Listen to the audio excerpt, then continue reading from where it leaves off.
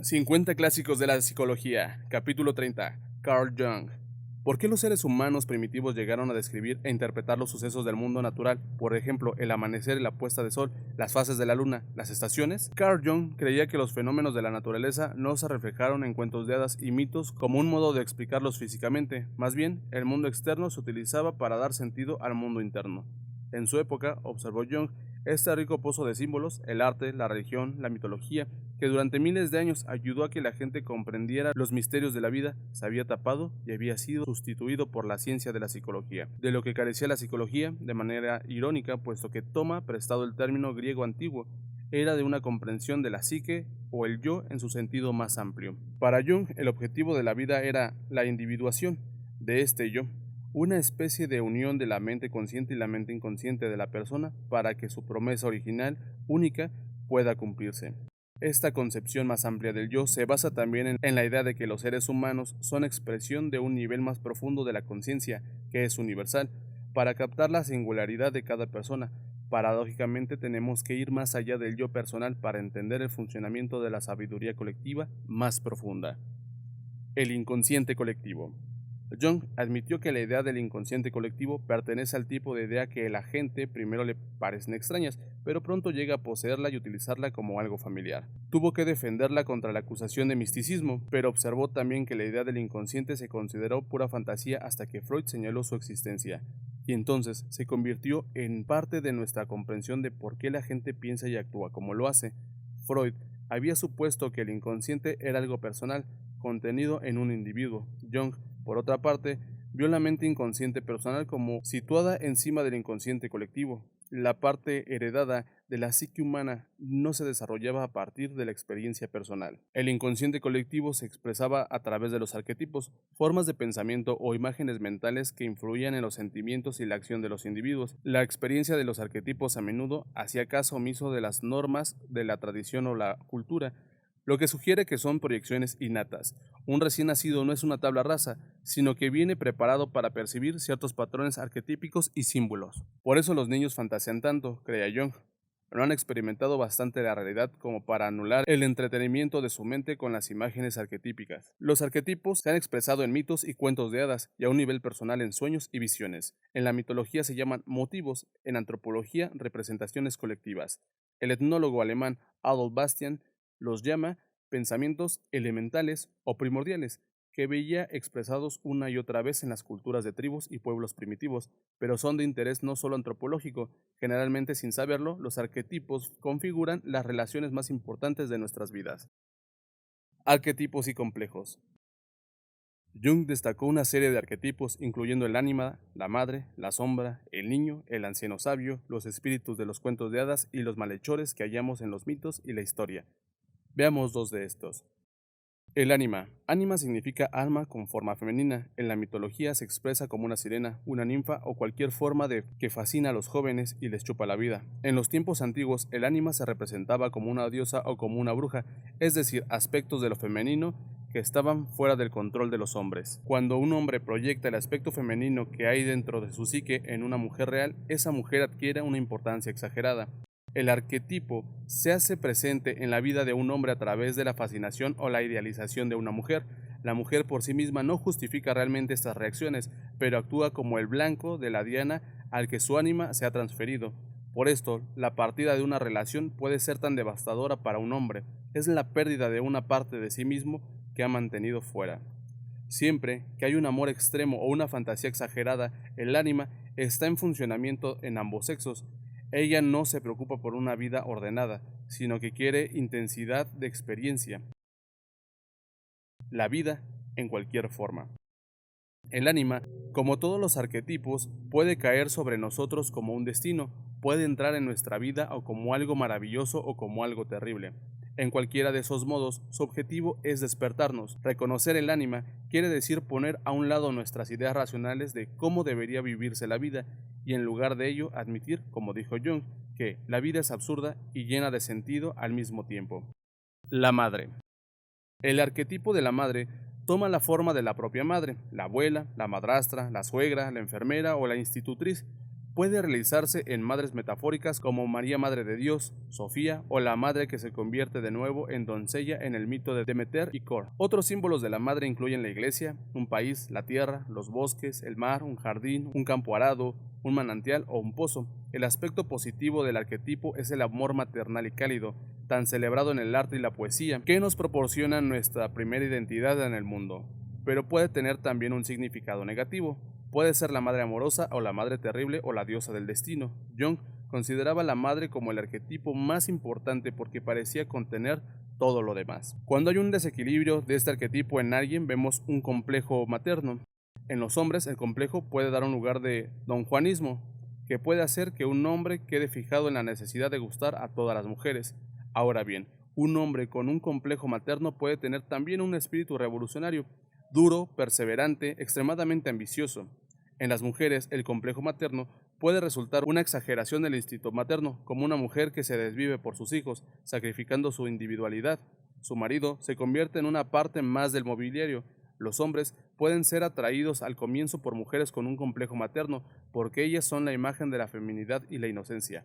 No obstante, hay también pantallas en las que un hombre puede proyectar o exteriorizar su ánima, y solo más tarde descubre a la mujer verdadera con la que se ha casado.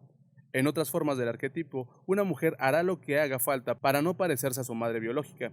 Puede crearse una esfera propia, por ejemplo, convirtiéndose en una intelectual para poner en evidencia la falta de educación de su madre. La elección de la pareja puede ser para no enojar y alejar a la madre. Otras mujeres, presas del arquetipo, pueden tener una relación incestuosa, inconsciente con su padre biológico y celos de su madre. Pueden llegar a tener interés por los hombres casados o aventuras románticas. Arquetipos espirituales. ¿Por qué la psicología es una ciencia tan joven? Jung sugiere que se debe a que durante la mayor parte de la historia humana simplemente no era necesaria. La maravillosa ingeniería y mitología de las religiones era capaz de expresar los arquetipos eternos a la perfección. La gente sentía la necesidad de vivir con ideas relacionadas con el renacimiento y la transformación, y las religiones ofrecían tales ideas en abundancia para cada aspecto de la psique. Las extrañas ideas de la Iglesia Católica acerca del nacimiento virginal y la Trinidad no son imágenes fantasiosas, sino cargadas de significado, escribió Jung. Arquetipos de protección y sanación que se administran en cualquier ruptura de las mentes de los fieles. La Reforma Protestante reacciona contra todo esto. La rica ingeniería católica y el dogma se volvieron mera superstición y, en opinión de Jung, esta actitud preparó el camino a la esterilidad de la vida contemporánea. La verdadera espiritualidad, pensaba Jung, ha de abarcar tanto la mente consciente como la inconsciente, las profundidades tanto como las alturas. Todos los seres humanos tienen un instinto religioso, sea una creencia en Dios o en alguna fe secular como el comunismo o el ateísmo. Nadie puede huir del prejuicio del ser humano, observó Jung.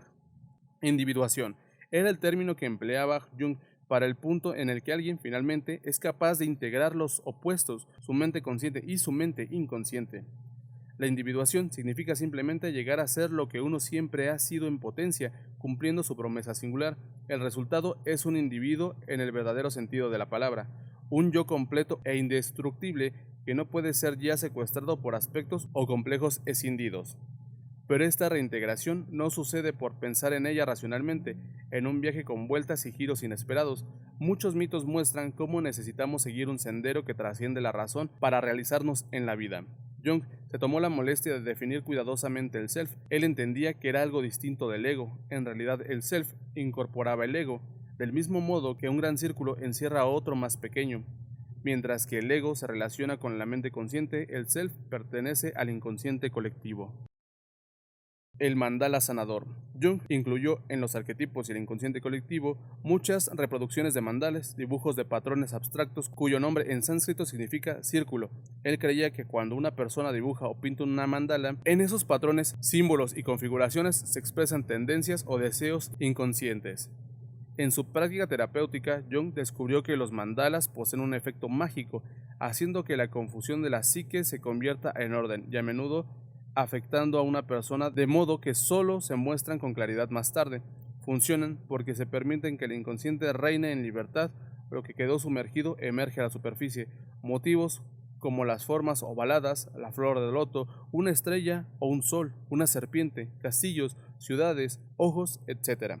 se producen por razones que no resultan obvias, sin embargo, reflejan o exteriorizan procesos que están teniendo lugar a un nivel profundo, por debajo del pensamiento consciente de esa persona. Cuando alguien era capaz de ofrecer una interpretación con sentido de las imágenes, Jung observaba que generalmente constituía el comienzo de la sanación psicológica. Era un paso en el proceso de individuación. Comentarios finales. Creemos que somos modernos y civilizados por toda la tecnología y todo el conocimiento que tenemos, pero en nuestro interior, dice Jung, somos todavía primitivos.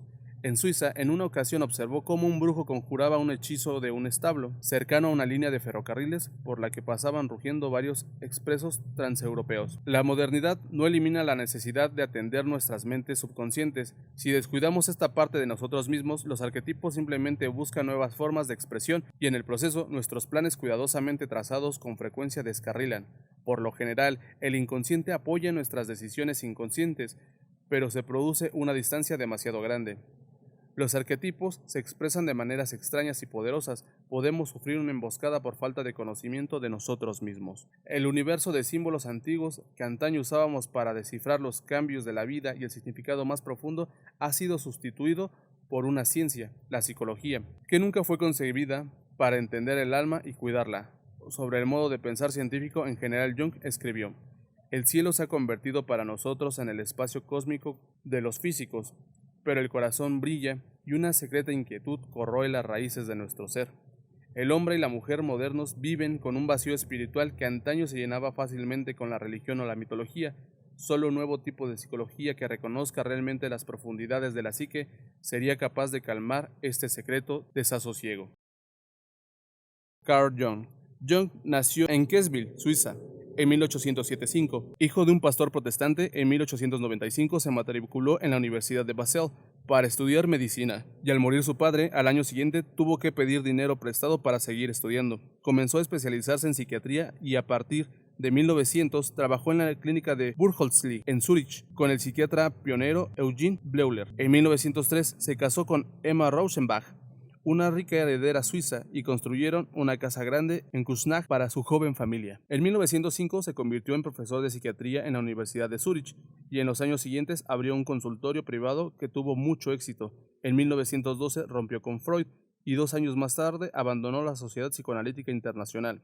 Freud había considerado a Jung su heredero en la teoría psicoanalítica, de modo que la escisión supuso un acontecimiento importante. Permitió que Jung se independizara y explorara conceptos como sincronicidad, individuación y la teoría de los tipos psicológicos. Véase también el comentario sobre Isabel Briggs Myers. Otros libros de Jung son La psicología del inconsciente, 1911-1912, Símbolos de transformación, 1912, Tipos psicológicos, 1921, Psicología y religión, 1937, Psicología y alquimia, 1944, y El yo encubierto, 1957. Los arquetipos y el inconsciente colectivo es la parte 1 del 9º volumen de sus obras completas. Después de la Segunda Guerra Mundial, se le acusó de simpatizar con el nazismo, pero no llegó a presentarse ninguna evidencia concluyente.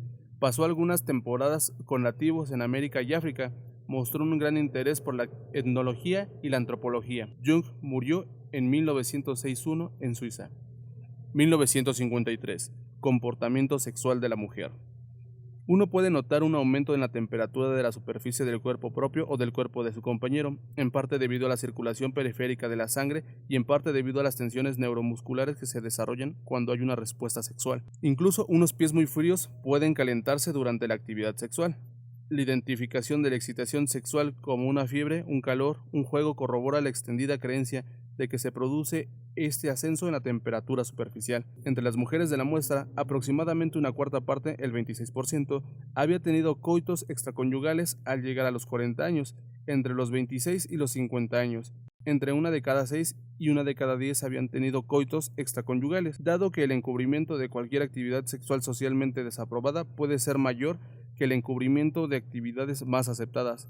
Es posible que las incidencias y frecuencias de coitos extraconyugales en la muestra haya sido mayor de lo que nuestras entrevistadas revelaron. En resumen, entre la variedad y la amplitud de nuestras vidas sexuales y lo que la sociedad o la religión permiten, hay un abismo. Obras relacionadas: Luan Brissendin, El cerebro femenino; Sigmund Freud, La interpretación de los sueños; Harry Harlow, La naturaleza del amor; Jean Piaget, el lenguaje y el pensamiento del niño.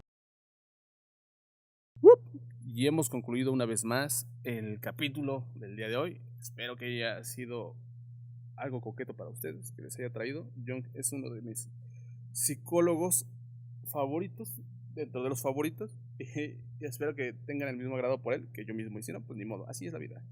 Nos andamos topando en el siguiente audio video, lo que es esta cosa. Espero que les estén pasando chingón, suave, disfruten de la vida. Si no pueden, pues bueno, ¿qué puedo yo decir, no? Nos andamos topando hasta el siguiente, bueno, ya lo había dicho. Bye.